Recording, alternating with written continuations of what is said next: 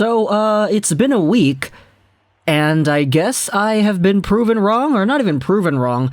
The voting hasn't actually happened yet, so I guess there's no real proof until that gets down. But last week, I made a video talking about how Moritz Seider, even though, in my opinion, at that time, he probably wasn't going to win the Calder. In my own vision, I was kind of saying, even though Seider might lose the Calder, it's going to be Raymond or it's going to be Zegras, because Zegras is the guy that everybody has their attention on, therefore he's probably going to get the most votes. Even though I made that video a week ago, I was kind of like, yeah, we're going to talk about Seider, we're going to talk about how good he is, we're going to talk about other Red Wings players that have missed out on the Calder, like, you have Fedorov, you have Yzerman, you have Lidstrom, you have Zetterberg, all these guys in the past. Even though the Red Wings might not get themselves a Calder win because they have two guys at the top versus the one Trevor Zegras that is dazzling the NHL, I still made a video saying, yeah, Seider's good, he's very good, he's probably the best player amongst the entire rookie class, bar none. It's just the Calder is awarded to, and the NHL's wording themselves on the website, the rookie who has the most proficient season. Therefore, if you have Connor McDavid, who gets injured like halfway through the year, he only plays half the year, you're giving the Calder to Panarin, because even though McDavid had the better year, even though McDavid is the better player, Panarin had the better year because he played all the games, he had 70-something points. The Calder is awarded to the best season, not necessarily the best rookie who happens to be playing in the NHL.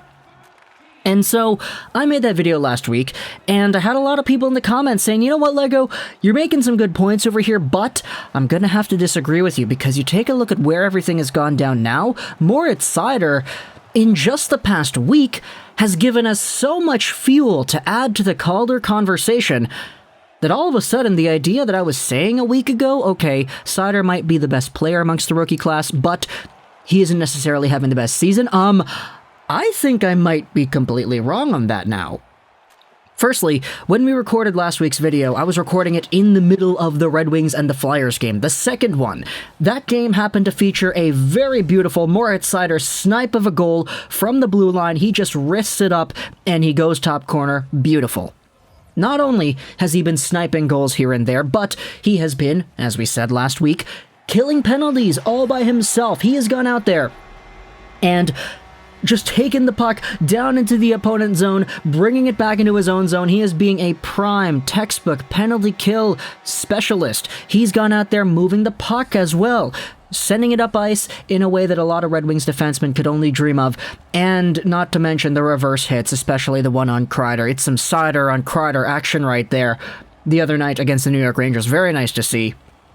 But when it comes to what NHL voters are going to look at when you take a look at the Calder and you say, okay, who in the NHL media sphere is going to put their votes in, most of these people don't stay up to watch Western games. That's been one of the main biases that a lot of Canucks fans have had to deal with over the past few years with Besser and Petey and, of course, Quinn Hughes. But when it comes to the names, the points, this is usually what people think about when it comes to the Calder. It's who stands out in your mind and who has the best highlights. Of course, I said Trevor Zegras last week probably would win the Calder just because of how much he's in the spotlight. But you take a look at the point race now for all the rookies, and Moritz Seider is tied with Zegras now.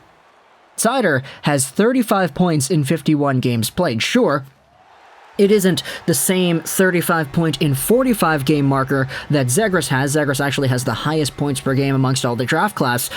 But when I think about a defenseman going out there and producing at the same rate as Moritz Seider and having 30 assists in 51 games played, do the math on Seider's season. 35 divided by 51 multiplied out by 82. Seider's playing at a 56-point pace as a rookie teenage defenseman. Is he a teenager? I don't know. No, he's not anymore. He's 20, right? So he's gone out there as a 50-point player immediately right off the bat, and you just do the assists. He's on pace for, what is he on pace for? 48 assists on the year?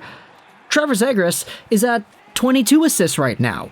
And I think the entire argument that I had last week, where it was like, okay, because Zegras is in the breakaway challenge, because he's scoring Michigan goals, because he's scoring Michigan assists, NHL voters are going to immediately think Zegras when they say, okay, who's going to win the Calder, when they cast their vote for this trophy. We had ourselves the NHL.com writers poll, the media vote that they did earlier on in the year, where Zegras was number 1 and Seider was actually number 2. But now that point race has kind of equalized a little bit in the most effective way possible if you're pulling for a Detroit Red Wings victory. One of the comments that I saw in the previous video was that the Red Wings honestly kind of have a disadvantage here because they have 2 rookies and because voters are going to have to distribute the votes in 2 guys instead of just 1, because if you're pulling for Detroit, period, to win the Calder, then having more odds in the voting is going to kind of screw up your odds for having one of the guys to take the majority of the votes, right? So Anaheim has themselves a guy in Zegras. Detroit has 2 guys, potentially 3 guys in Nedeljkovic, Seider, and Raymond.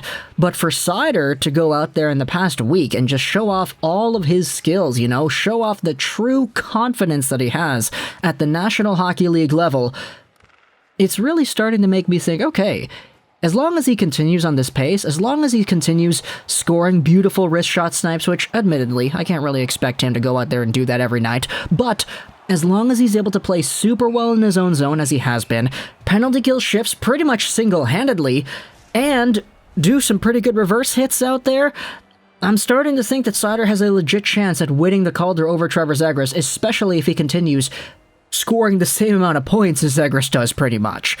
And so, who knows? Maybe the video I made last week is entirely wrong. Maybe the video last week I made was a little bit premature. Maybe in the video last week I was underestimating how much of an impact Moritz Seider is going to have in the minds of these NHL voting people. As we said, most proficient season, and for a lot of people that would constitute points, for a lot of people that would constitute the highlights, okay, Zegras scored a Michigan goal, Zegras did all this crazy stuff. But who knows? Proficiency, which is the word they used on the NHL website, implies efficiency. And who amongst the NHL rookie class has been more efficient at his job than Moritz Seider? Zegras has the fancy highlights, Zegras has the crazy skills, and he has everybody looking at him every time he does something cool, but Seider's matching him in points. At least right now he is. So, who really knows how this Calder race is going to go down? I'm honestly pretty intrigued as to seeing how it's going to shape up, because there are like 3, pretty much 4 guys you could legitimately say should win it. Anton Lundell's over there too, Zegras of course, Raymond and Seider, and like, it kind of goes back to that idea that people were talking about from the previous video a week ago. This rookie class is a lot different than the previous rookie classes. Last year, Kirill Kaprizov ran away with the lead. 2 years ago, it was Cale Makar who had a pretty big lead over Quinn Hughes. He was pretty much deserving of winning that. Then you had Elias Pettersson, huge lead over the second place guy, and then you had Matthew Barzal. He was over a point per game. He had 80 points something. Versus like Brock Besser, who had 60 something, I believe. 60 or 50, one of those two. And so the point race has been a lot more diversified this year compared to the previous. And one more point I wanted to bring up before we end off this entire conversation on Seider potentially winning the Calder and me being wrong from last week. We didn't really note how in 2014-15, Aaron Ekblad won the Calder, despite the fact that you had 60-point rookies and Ekblad only scored like 30-something points. That was an example of a defenseman going out there in recent times and showing off how good defensive play is good enough to have the most proficient season in the eyes of the NHL voters. Now, granted, that was 7 years ago, so who really knows? But if you want to go back even further, that Barrett Jackman winning against Henrik Zetterberg was one of the biggest examples of a defenseman just winning because he's good at defending. Barrett Jackman scored like less than 20 points. Henrik Zetterberg had a lot more, but Jackman had the most playing time out of all the rookies, and he was a plus-minus beast, and plus-minus back in that time frame was valued a lot more than it is now. So if Barrett Jackman can win the Calder over Zetterberg, if Aaron Ekblad can win the Calder over all the other rookies in 2015, then honestly, I think that Seider has a lot more of a chance than I gave him credit for a week ago. So talk to me in the comments, what do you think, Red Wings fans, about this Moritz Seider thing? Now the point race is tied. Even though Zegras has a higher points per game, Seider has the same amount of points now, so this conversation has gotten a lot more interesting in my opinion. You can let me know in the comments as well, what do you think? Seider also leads the entire rookie class in assists too, so there you go. I hope you enjoyed this video on Rosén, and bye.